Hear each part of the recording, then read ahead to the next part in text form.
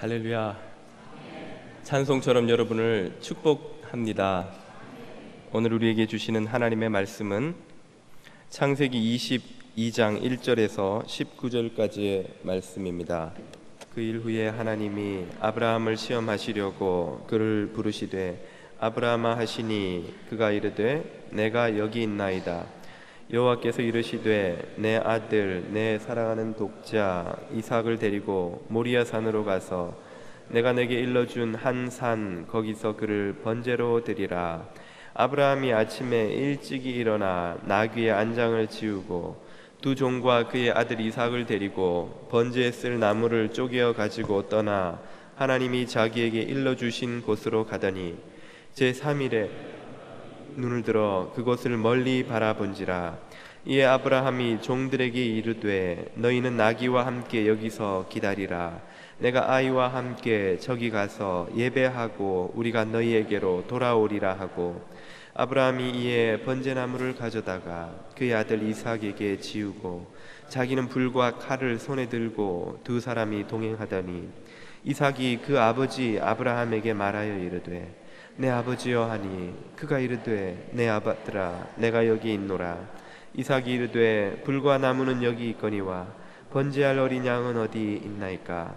아브라함이 이르되 내 아들아 번제할 어린 양은 하나님이 자기를 위하여 친히 준비하시리라 하고 두 사람이 함께 나아가서 하나님이 그에게 일러주신 곳에 이른지라.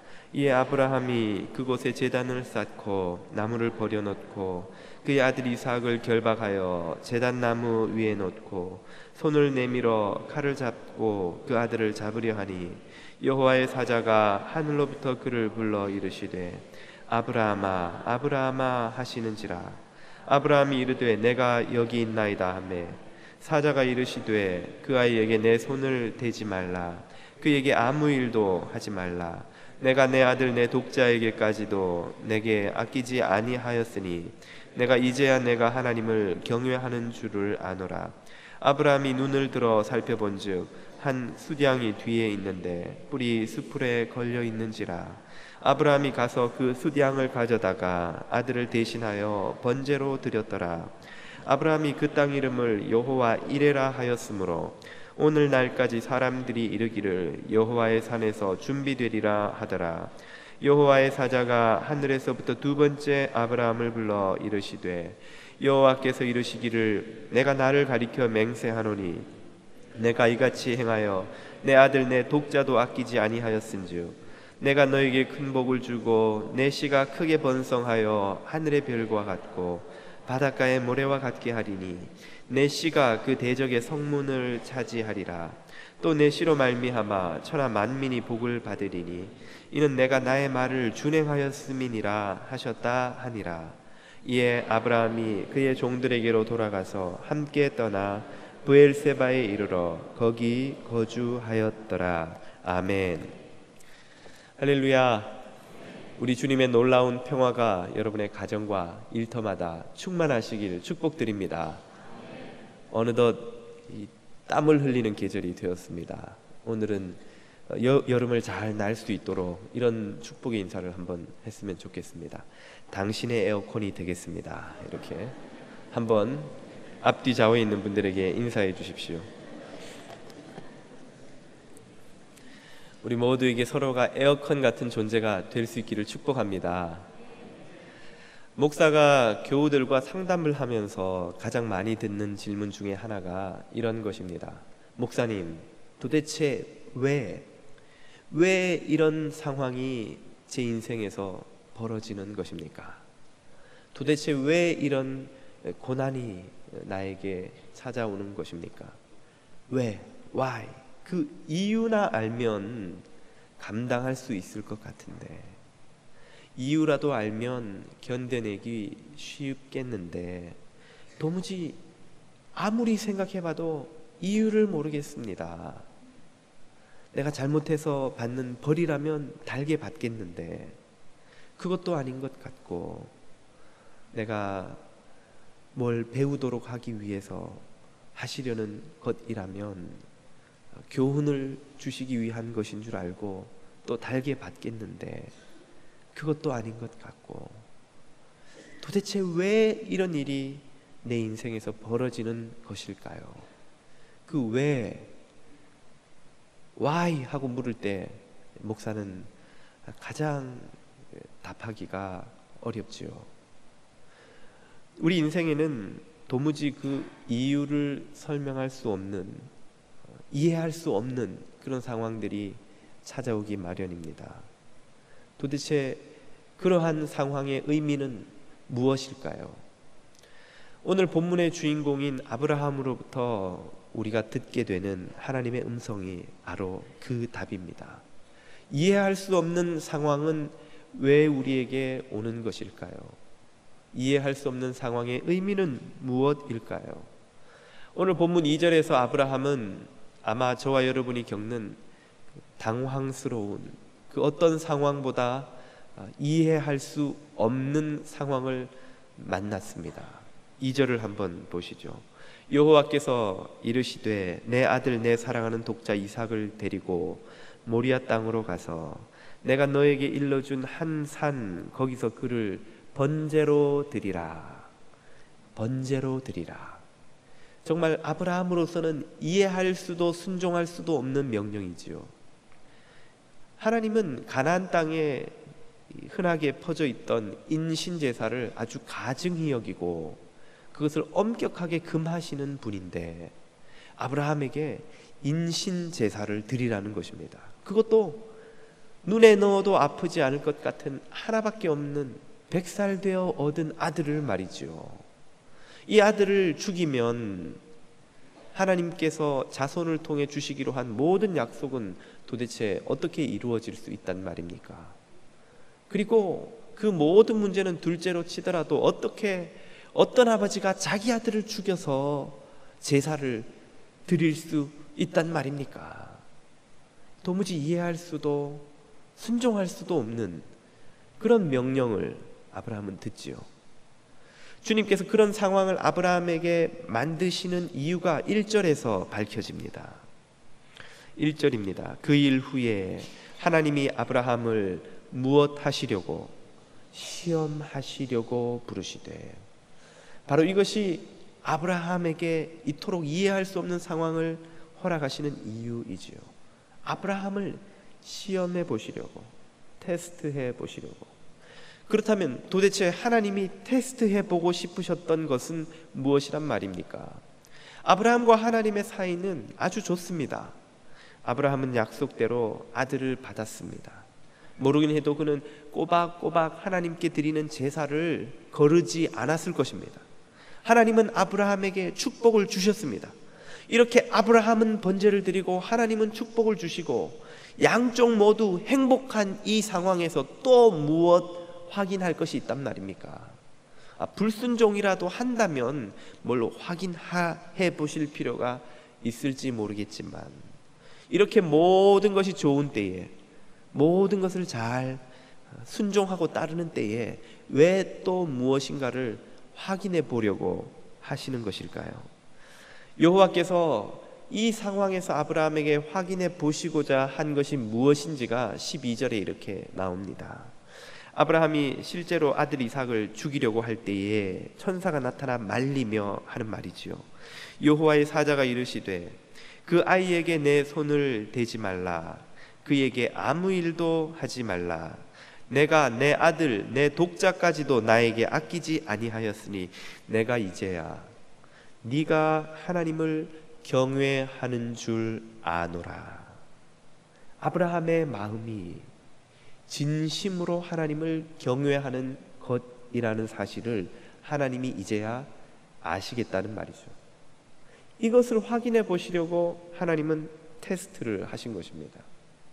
아니, 그걸 굳이 확인하셔야만 하는 것입니까? 하나님의 모습은 꼭 연인의 사랑을 확인하고 싶어하는 젊은이의 조바심난 장면, 그런 모습 같습니다. 불경하게 들릴지는 모르겠으나 저는 이보다 더 주님의 마음을 잘 묘사할 수 있는 비유는 없다는 생각이 듭니다. 자기 나 사랑해? 그럼 사랑하지. 그러면 증명해봐.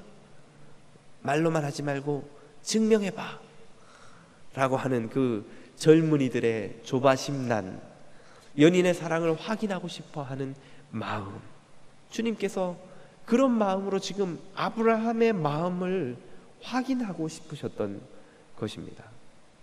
왜 그렇게 하셨던 것입니까?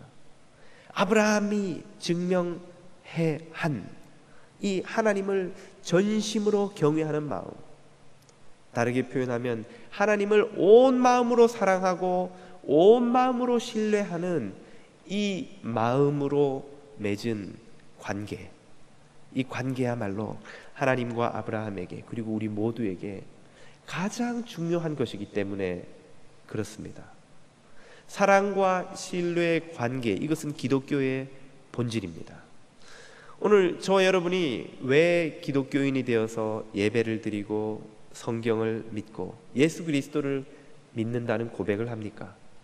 죽어서 천국에 가기 위해서입니까? 혹은 이 땅에서 부자로 복받아 살기 위한 것일까요? 평안한 마음을 누리고 인격을 수양하고 자녀들이 복받게 하고 혹은 이타적이고 섬기는 삶을 살도록 내 삶을 개선해 가고자 하는 그런 목적이 우리의 신앙인 것입니까? 이 모든 것들은 신앙의 열매이자 결과이지만 본질은 아닙니다. 신앙의 본질은 무엇입니까? 하나님과 맺은 사랑의 관계죠. 신뢰의 관계죠. 그 관계에서 가장 중요한 것은 하나님을 대하는, 그리고 우리를 대하시는 하나님의 그 사랑과 신뢰입니다. 오늘 본문에 의하면 경외라고 표현된 그 마음인 것이죠. 이것은 결혼의 비유를 들어보면 더 쉽게 이해가 됩니다. 결혼을 앞둔 여자가 이 남자가 돈이 많기 때문에 나는 결혼을 결심했어요 라고 말한다면 여러분은 뭐라고 말씀하시겠습니까? 아마 모르긴 해도 속으로 이 속물 같으니라고 하시겠죠. 만약 그 여자가 여러분의 딸이라면 이 기특한 것 같으니 라고 하실지도 모르겠지만, 많은 드라마에서 남자가 부자이기 때문에 그와 결혼하려고 기를 쓰는 캐릭터를 악녀로 묘사하고 아무것도 바라지 않고 순수한 사랑만으로 그 남자를 사랑하는 그 여자를 주인공으로 내세워서 우리들의 공감을 얻으려고 하는 이유가 무엇입니까? 우리가 혹시 그렇게 살지는 못한다 할지라도 모두가 동의하고 있는 바는 결혼의 기초는 오직 순수한 사랑이어야 한다는 것을 우리가 알고 있다는 것이지요. 돈이나 외모나 다른 배경이나 환경 때문에 결혼을 결심한 것은 참된 사랑도 아니요 참된 결혼이라고 할 수도 없다는 것을 우리는 직감적으로 다 알고 있다는 것입니다. 신앙이 이와 꼭 같은 것입니다. 주님께서 우리를 부르신 목적이 무엇입니까? 우리가 주님께 11조도 하고 주일 성수도 하고 봉사활동도 많이 하고 그래서 하나님 나라에 뭔가 기여가 되도록 하기 위한 것이었을까요? 그것은 주님이 기대하신 바가 아니라는 것이죠. 이 모든 것은 다 사랑 안에 있는 것입니다. 모든 의무는 사랑으로 수렴되는 것입니다. 그래서 주례자는 주례 앞에 선 젊은이들에게 매달 꼬박꼬박 월급을 아내에게 갖다 주시겠소? 라고 묻지 않고, 남편의 아침밥을 매일 해주고 애를 셋까지 낳아 주시겠소? 라고 묻지 않고, 죽을 때까지 부하나 가난하나 건강하나 약하나 이 남자를, 이 여자를 사랑하시겠소? 라고 묻는 것입니다. 결혼의 기초가 온전한 사랑이어야 하기 때문에 그런 것이죠. 신앙의 기초 역시 마찬가지여서 우리는 하나님과 오직 사랑과 신뢰로만 온전한 관계를 맺을 수 있습니다. 그리고 그 사랑과 신뢰의 관계가 가장 중요하기 때문에 하나님은 우리를 당신의 자녀로 부르시고 그 마음을 확인하기를 원하시는 것입니다. 하나님이 우리를 부르신 이유도, 우리를 창조하신 이유도 이와 마찬가지입니다. 하나님이 우리를 왜 창조하셨나요? 에덴 동산 가드닝 할 사람이 없어서 누군가에게 맡기려고 부르신 것일까요? 그렇다면 굳이 우리를 하나님의 형상으로 만들 필요가 없습니다. 가드닝 잘하는 다른 원숭이의 몸을 가진 이런 존재를 만들면 되지요. 성경은 우리가 무엇으로 창조되었다고 말씀하십니까? 모든 피조물 가운데 유일하게 하나님의 형상으로 창조되었다고 말씀하시죠. 왜 우리를 하나님의 형상으로 만드신 것입니까? 우리와 함께 교제하시기 위해서죠. 같은 형상을 가진 존재끼리만 교제할 수 있기 때문에 하나님의 형상을 갖고 창조되어 그분과 사랑과 신뢰 가운데 관계 맺도록 하기 위해서입니다. 여러분, 여러분의 가정 경제에 도움을 주기로는 여러분이 품에 안은 돌진한 갓진한 아기보다 황소 한 마리가 훨씬 낫지 않습니까? 황소는 밭이나 갈지요. 밭은 못 갈더라도 갖다 팔면 몇천 불은 손에 쥘 수 있지만 여러분의 품에 안긴 어린 아기가 여러분에게 벌어다 주는 돈이 뭐가 있습니까? 돈을 먹기나 하지요. 돈 먹는 하마, 분유값, 기저귀값, 아프면 병원 가야 돼, 유모차 사줘야 돼, 애기 옷도 사줘야 돼. 온통 쓰기만 하는데 왜 여러분은 황소나 강아지나 돌고래나 코끼리에게 열광하지 않고 그 조그마한 아무 힘도 없는 무기력한 아기 하나에게 눈에 넣어도 아프지 않을 정도의 사랑으로 목숨을 거는 것입니까? 나의 형상이기 때문이죠. 아빠 닮았네, 엄마 닮았네, 할아버지 닮았어. 나의 형상으로 창조된 존재이기 때문에 그와 나는 교제가 가능한 것입니다. 그와 교제하는 것이 행복한 것이죠. 그 아이가 말도 못하지만 방긋 한번 웃는 것만으로 우리는 온 세상을 다 가진 것 같고, 엄마, 아빠 첫 마디를 하면 꼭 아이가 천재로 태어난 것만 같은 생각이 드는 이유는 무엇일까요? 그 아이가 우리의 형상대로 태어났기 때문입니다. 아빠의 형상, 엄마의 형상을 갖고 태어났기 때문이죠. 하나님께서 우리와 가장 원하시는 것은 바로 이것입니다. 당신의 형상대로 창조된 우리가 하나님의 자녀가 되어 온전한 사랑과 신뢰 가운데 그분과 교제하는 것이죠. 그분과 교통, 교감, 그분과 함께 거하는 것입니다.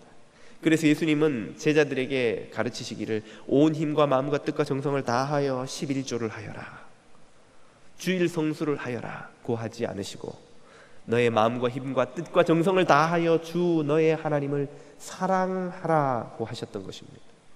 모든 성도의 의무는 이 사랑 안에 다 수렴되기 때문이죠. 제자들이 어떻게 하여야 하나님의 일을 하겠습니까? 라고 묻자 예수님께서 말씀하시기를 하나님의 보내신 자를 믿는 것이, 그분을 전심으로 신뢰하는 것이 곧 하나님의 일이니라고 가르치셨던 것입니다. 누가복음 15장으로 가보면 탕자의 비유에 등장하는 그 아버지가 집 나간 둘째 아들을 기다리며 간절히 소원한 것이 하나 있습니다. 그것이 무엇일까요? 돌아오는 것입니다. 돌아와 예전처럼 나의 아들이 되는 것입니다. 그 탕자는 돼지우리에서 혼자 고통하며 이런 독백을 하고 돌아가기로 결심하죠. 내가 아버지께 큰 죄를 지었으니 이제는 나를 종으로 삼아 주시옵소서. 그는 종이 되어 열심히 일해서 아버지의 탕진한 재산을 조금이라도 갚아보려고 하였습니다. 그러나 그가 아버지께로 돌아갔을 때는 어떤 일이 벌어졌습니까? 그가 입을 열어 내가 죄를 지었습니다 라는 말은 하였지만 종으로 삼아달라는 말을 하지를 못했습니다. 왜요? 아버지가 그의 입을 막았기 때문이죠. 그가 두 번째 말을 하지 못하게 하고 그에게 가락지를 끼우고 신을 신기고 좋은 옷을 입힙니다. 이 모든 것은 자유인이며 아들의 신분을 상징하는 것이죠. 아버지의 메시지는 이것입니다. 나는 네가 돌아와 내 아들 되는 것, 그것이 나의 모든 소원이다. 누가 너를 종으로 삼아서 너에게서 무슨 이득을 보겠다고 하겠단 말이냐. 너에게 필요한 것은 나에게 돌아오는 것이다.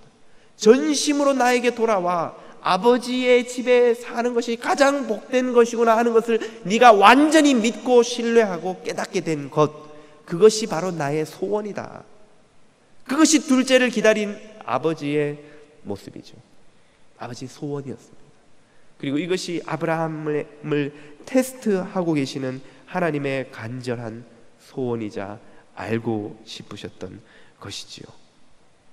주님께서 아브라함에게 이해할 수 없는 상황을 통해 시험하시는 이유도 바로 이것입니다. 참된 사랑을 확인하려면 그 사랑을 하기 어려운 상황에서만 그것을 확인할 수가 있는 것이죠. 종종 여러분이 드라마를 보면 재벌집 아들이 자신이 부자라는 걸 숨기고 가난한 빈자인 것처럼 하며 여자에게 나는 가난하고 나와 결혼하면 이렇게 고생을 많이 하게 될 텐데 그래도 나를 사랑하시겠소? 라고 하는 것을 한 번도 본 적이 없는 것 같은 표정으로 지금 들으시는군요. 안 보셨나요? 그런 장면을? 드라마에 자주 나오지 않습니까? 어떻게 한국 드라마를 보면 한국 남자 절반은 재벌집 아들이에요. 한국 정말 살기 좋은 나라가 틀림없습니다. 왜 그 남자는 그렇게 하는 것입니까? 그 남자가 내가 삼성 후계자요, LG그룹 후계자요 라고 한다면 어떤 여자가 거기다 대고 나는 당신을 사랑하지 않아요, 당신에 대한 확신이 없어요 라고 말하겠습니까? 만약 여러분의 딸이 그런 소리를 한다면 이 미친 딸 같으니라고, 사랑을 살다 보면 다 생기는 거야, 일단 사랑한다고 말해, 무조건 사랑한다고 말부터 하고 봐, 이 미친 딸아, 이렇게 보통은 그렇게 안 하지만 표현을, 자기가 재벌이라고 밝히면 누가 그 남자를 사랑하지 않을 재간이 있겠냐는 거죠.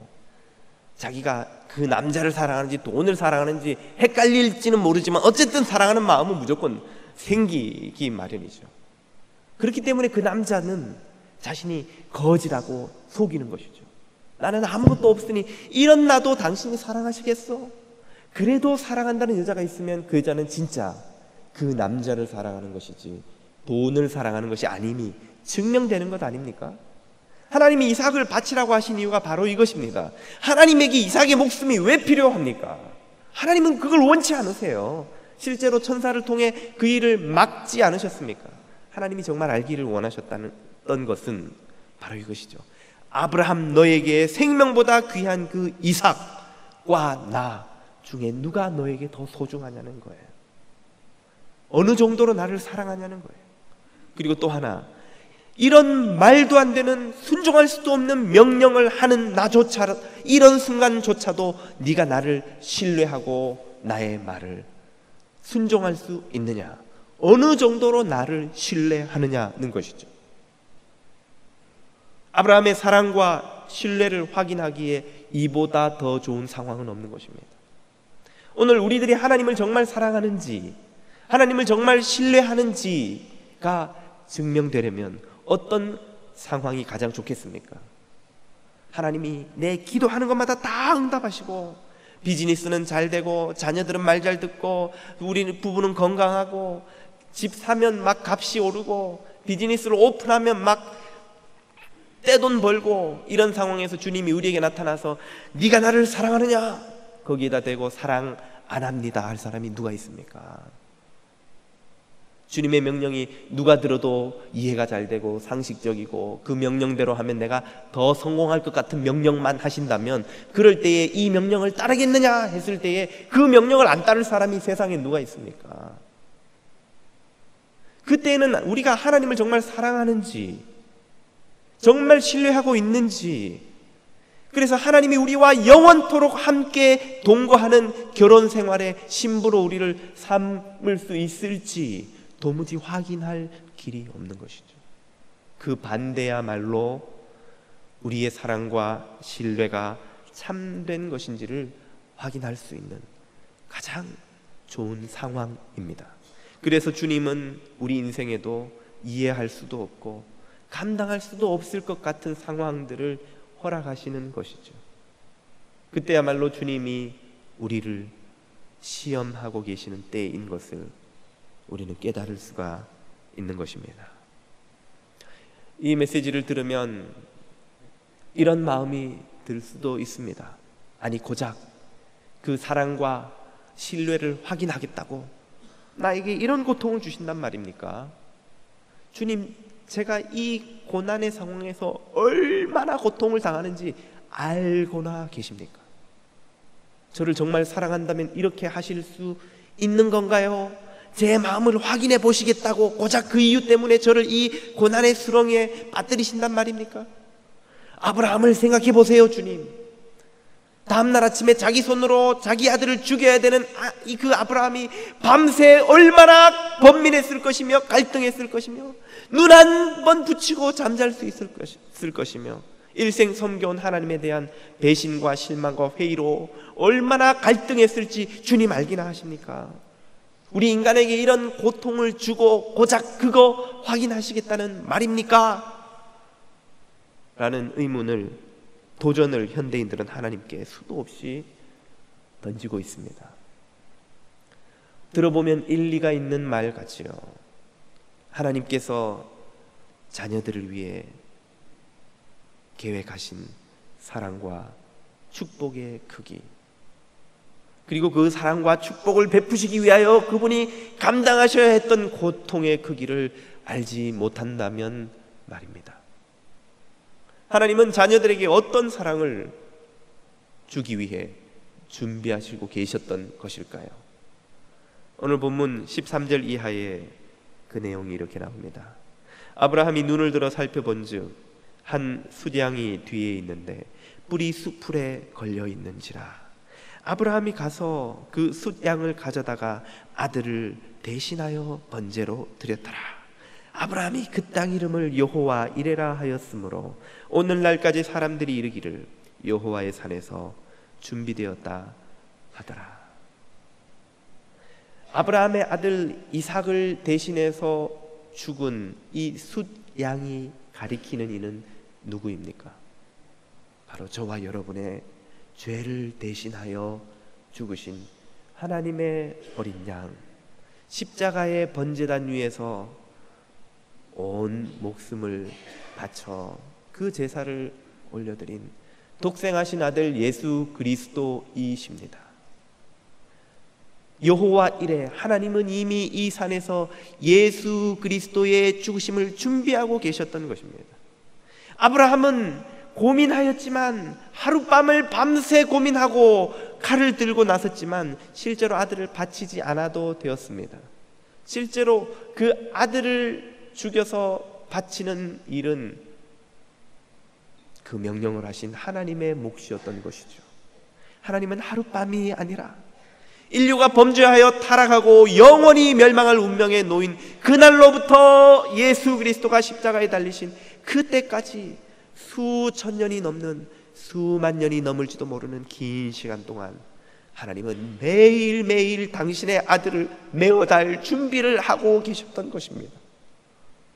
아브라함이 아무리 많은 번민과 고통을 그 밤에 겪었다 할지라도 당신의 아들을 당신이 메어 다셔야 하는 아버지 하나님의 번민과 고통에 비할 바가 아닌 것이죠. 하나님은 우리를 사랑하시고 구원하시기 위해 그 많은 고통을 감당하셨습니다. 오늘 우리가 얼마나 많은 고통을 겪고 있다 할지라도 하나님이 우리를 구원하시기 위해 치른 희생과 대가지불과 그분의 마음이 찢어져 가며 겪으신 고통에 비한다면 그것은 어떤 말로도 비할 수 없는 것이지요. 주님이 우리에게 또한 어떤 축복을 베풀기를 계획하고 계시는지요. 16절 이하를 보면 이렇게 나옵니다. 여호와께서 이르시되 내가 너를 가리켜 맹세하노니 내가 이같이 행하여 내 아들 내 독자도 아끼지 아니하였은즉 내가 너에게 큰 복을 주고 내 씨가 크게 번성하여 하늘의 별과 같고 바닷가의 모래와 같게 하리니 내 씨가 그 대적의 성문을 차지하리라. 또 내 씨로 말미암아 천하 만민이 복을 받으리니 이는 내가 나의 말을 준행하였음이라 하셨다 하니라. 이 모든 것이 하나님께서 아브라함에게 베풀려고 예비하고 계시는 축복입니다. 그리고 예수 그리스도를 통해 하나님의 자녀가 된 우리들에게 베푸시고자 하는 축복이지요. 우리가 주님의 이 시험의 과정에서 얼마나 많은 고통을 겪는다 할지라도 그것은 하나님이 베푸실 이 축복에 비하면 바다에 떨어지는 빗방울과 같은 것입니다. 고통의 빗방울이 축복의 바다에 떨어지면 흔적도 없이 사라지고 말지요. 계시록은 주님이 베푸실 영원한 생명의 삶 안에 이 세상의 모든 눈물과 아픔과 죽음마저도 남김없이 사라진 완전한 축복과 완전한 생명과 완전한 평화의 땅이 우리 믿는 자들에게 예비되어 있다고 하십니다. 그 축복의 에덴 동산으로 다시 돌아 들어가기 위한 관문이 무엇입니까? 바로 믿음의 관문이죠. 그 믿음의 관문을 통과할 수 있도록 준비시키시기 위해 주님은 우리의 믿음을 시험, 테스트 하시는 것입니다. 이 시험과 테스트를 통과하는 자는 거대한 축복의 바다와 같은 곳에 영원한 생명의 땅을 밟게 되는 것이죠. 이 모든 하나님의 사랑과 축복이 모두 사랑과 신뢰의 관계 속에 다 들어있습니다. 다시 누가복음 15장으로 돌아가 보면 탕자의 비유에 등장하는 그 아버지가 큰아들에게 말씀하시죠. 예, 큰아들아, 너는 나와 함께 있었으니 이 모든 것이 다 네 것이로되. 하나님과 함께 있는 삶 속에 모든 축복이 다 있습니다. 그리고 그 하나님과 함께 있는 삶이란 바로 사랑과 신뢰로 하나님과 관계하는 삶이죠. 아브라함은 이 시험을 통과하였습니다. 그는 밤에 하나님의 명령을 듣고 새벽 일찍 일어나 이삭을 데리고 떠나지요. 아마 그가 그날 좀 늦게 일어나 꿈을 거렸다면 틀림없이 사라로부터 어디 가느냐는 질문을 받았을 테고, 사실대로 말했다가는 텐트 밖으로 한 걸음도 나가지 못하고 사라에게 잡히고 말았을 것입니다. 아니, 이 영감이 나이를 드시더니만 그 뒷말은 알아서 상상하십시오. 사라가 보내줬겠어요, 여러분? 당신이 잘못 들었어, 미쳤어, 어떻게 하나님이 그런 말씀을 하셨겠어, 말도 안 되는 소리 하지 마, 남편분이시여, 이랬겠죠 아마. 아브라함은 모리아산 밑에 내려가서는 두 종마저 내려놓고 이삭과 단둘이 올라갑니다. 일생을 자신을 섬긴 그 종들을 데리고 올라가 칼을 그들 앞에서 들었다면 모르긴 해도 두 종이 달려들어서 주인님, 도대체 제정신이십니까? 왜 이러시나요? 어떻게 아드님을 지금 죽이시려고? 당장 칼을 뺏어버렸겠죠. 그러면 아브라함에게 핑계거리가 생겼을 것입니다. 주님, 제가 주님의 말씀에 순종하려 했지만 종들이 저를 도와주지 않는군요. 저는 최선을 다했지만 어쩔 수 없었습니다. 그러나 아브라함은 그럴 줄 알았습니다. 그래서 종들도 산 밑에 내려 기다리게 한 것이죠. 그리고 마침내 칼을 들어 자신의 아들을 순종하여 죽이려 하였습니다. 어떻게 그렇게 할 수 있었을까요? 어떻게 아브라함은 그 믿음의 시험을 통과할 수 있었을까요? 저는 그 비밀이 아브라함이 하나님과 동행한 이 38년의 시간에 있다고 믿습니다.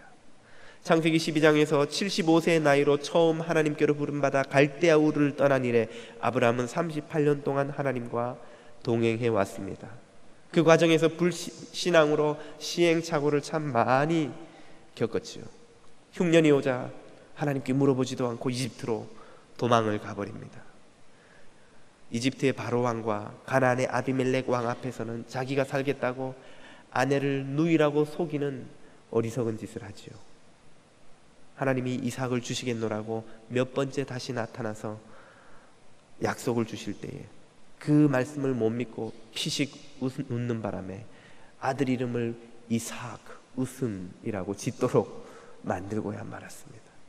그러나 이런 시행착오를 겪으면서도, 실수를 하면서도 아브라함은 하나님을 떠나지 않았습니다.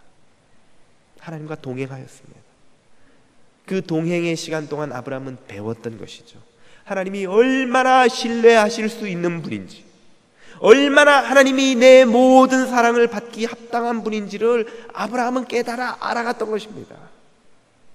그리고 마침내 그 열매를 38년이 지난 이 순간에 맺게 된 것이죠. 하나님이 가장 소중한 것을 도무지 이해할 수 없는 방법으로 내어놓으라고 할 때에 예수 그리스도께서 명하신 것처럼 온 마음과 뜻과 힘과 정성을 다하여 하나님을 사랑하게 된 아브라함이 하나님께 나아가는 자는 그가 계신 것과 그가 자기를 찾는 자들에게 상 주시는 이심을 믿어야 할지라는 말씀처럼 하나님을 믿은 아브라함이 그의 아들 이삭을 데리고 그 말씀을 순종할 수 있게 된 그 믿음으로 시험을 마침내 통과했던 것입니다. 믿음은 잘하는 것입니다. 우리가 예수 그리스도를 구주로 고백하는 것은 믿음의 완성이 아니요 믿음의 첫걸음입니다. 그때로부터 사도 바울이 에베소 교인들에게 편지한 것처럼 예수 그리스도의 장성한 분량에 이르기까지 날마다 우리는 자라가야 하는 것입니다.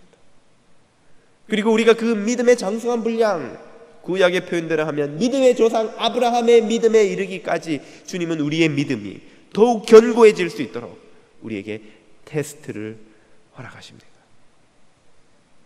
이 테스트 시험을 사랑과 신뢰로 통과할 때 우리의 믿음은 한 걸음 더, 또 한 걸음 더 나아가 마침내 그리스도의 장성한 분량에 이르게 되는 것입니다. 아브라함이 누린 최고의 복이 무엇입니까? 그가 장수한 것입니까? 부자가 된 것인가요? 마침내 아들을 얻은 것입니까? 이 모든 복과 비교할 수 없는 그가 누린 최고의 복은 하나님을 알고 사랑하고 신뢰하게 되었다는 것입니다. 성도의 삶의 궁극적인 목적은 바로 이것입니다. 우리 하나님이 어떤 분이신지를 알고 온 마음 다하여 그분을 사랑하고 온 힘 다하여 그분을 신뢰하는 자리로 나아가 그분과 영원토록 동거하기에 합당한 거룩한 신부가 되는 것이지요. 사랑하는 교우 여러분, 어떤 이해할 수 없는 상황과 어떤 감당하기 힘든 불같은 고난이 여러분을 짓누르고 있습니까? 그 어떤 상황이라도 하나님께서 주시는 시험임을 깨닫게 된다면 그 시간이 우리를 하나님을 알고 배우고 하나님을 사랑하고 신뢰하게 만드는 은총의 시간이 될 줄 믿습니다. 아브라함과 같은 믿음으로 어떤 이해할 수 없는 시험도 거뜬히 이겨내시고 승리하셔서 그리스도의 장성한 분량에 이르는 저와 여러분 되시기를 축복드립니다.